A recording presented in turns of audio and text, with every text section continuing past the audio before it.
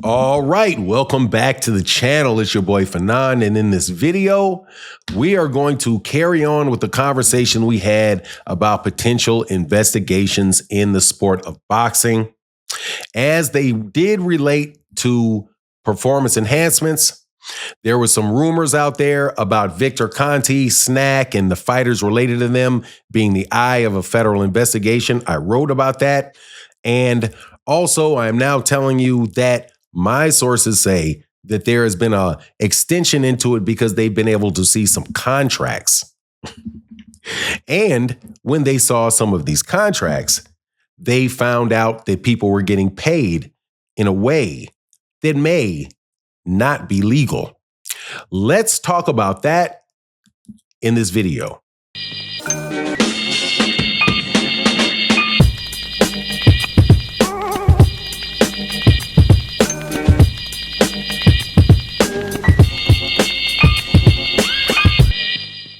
All right, welcome back to the channel. It's your boy Fanon, and in this video, we're going to talk about how athletes should be very careful about how they get paid so that they make sure they don't run afoul of the IRS.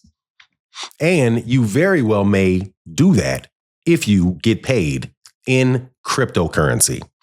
Now, my understanding is that there is growing interest in contracts being signed by certain fighters where they claim to be making exorbitant amount of money in the press, and that people who are in that line of work in the federal government got wind of this and thought it was very interesting because they looked at their tax filings, where the numbers for their payments do not match the numbers that they're saying that they're making out in the world.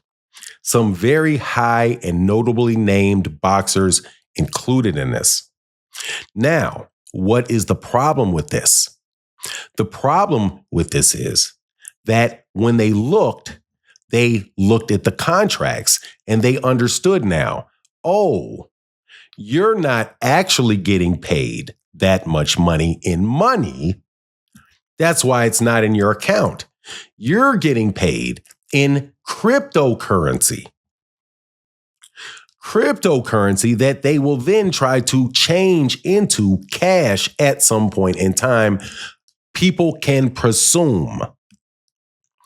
Now, the problem is that if you do that and you don't declare that at the time, certain jurisdictions could say that you're trying to avoid taxes.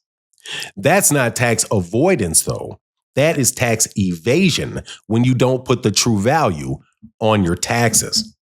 Which this is just a basic explanation that I've gotten from somebody that is licensed in the area. If I explained it slightly incorrectly, please forgive me.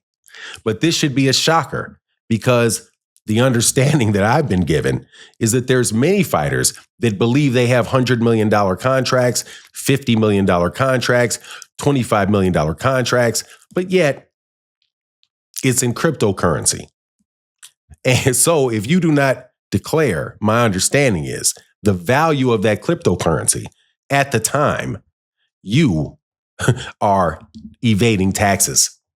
Also, it is something that, let's just say, as a business person, I think is absolutely, positively stupid to do. Because the value of your cryptocurrency can disappear like a fart in the wind. Poof. Gone.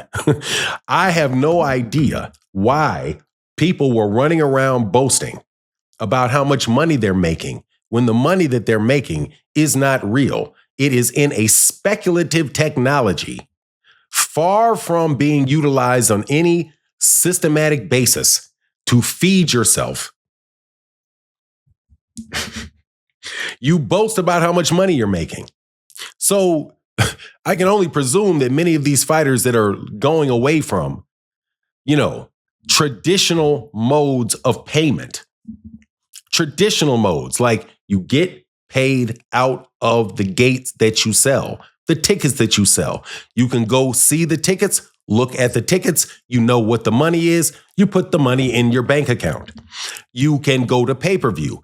Pay-per-view also something that you can count, money that you can get and put in your bank account. Not cryptocurrency, not in a systematic way. And it also is highly unregulated and not a solid investment for a young man. So I would not be floating all over the world going to fight for cryptocurrency. Are you crazy? And for pieces of stock connected with video games and other things whose values are far from set. So my understanding is that is the difference between how the PBC pays certain fighters and how other organizations claim that they're paying fighters these exorbitant amounts of money. And other fighters, because of these exorbitant offers, which are not set in real cash. Also, let me not forget that this is not something that is unheard of.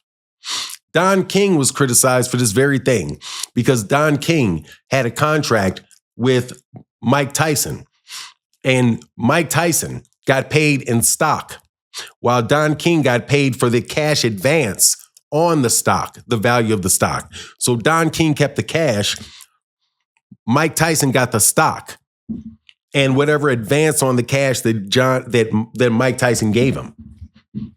So the value was in the stock, and if the stock that casino did not stay valuable, he would have been done. But guess what, though?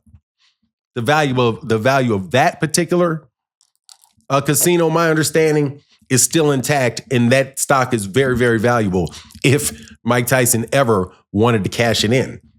So there's different ways that you can pay people, but in a way that can help you grow your money.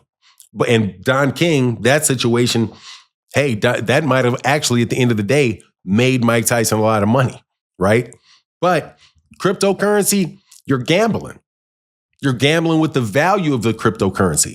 The value of the cryptocurrency isn't it a stock? I'm not an expert, but I think it goes up and goes down. Why do you want the value of the money that you're getting paid going up and going down? Anyway, I just don't think that's very smart. But it also brings up, like I said, issues. It brings up issues about your taxes. It brings up, I just don't understand how people fell for this. But anyway, that is what I'm being told is the difference between the payments of fighters in the United States, or like somebody like Floyd Mayweather, who was making that. Floyd was actually getting that money.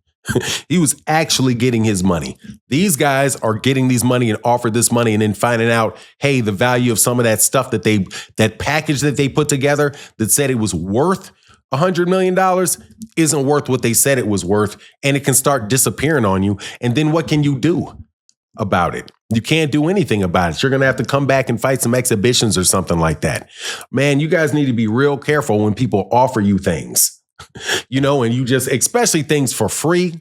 I'm a big believer of not taking things that people offer me for free. If it's for free, they're telling me it doesn't have any value, or the value is placed in something else, unless you're trying to give me some little sample of it so I can tell whether I want to buy it. Anyway, good luck with all of that. Good luck with all of that. The people are losing all of this money. How much money are they? Even when they say that they're losing the money, why are they losing the money? It should be asked when you're understanding why are they losing this money? That is something else that people are looking at, because this whole thing is a big financial anomaly sitting right in the face of people that are very curious about these things. Anyway, that's my take on the matter. Please let me know what you think in the comment section. And with that, I'm out. Deuces.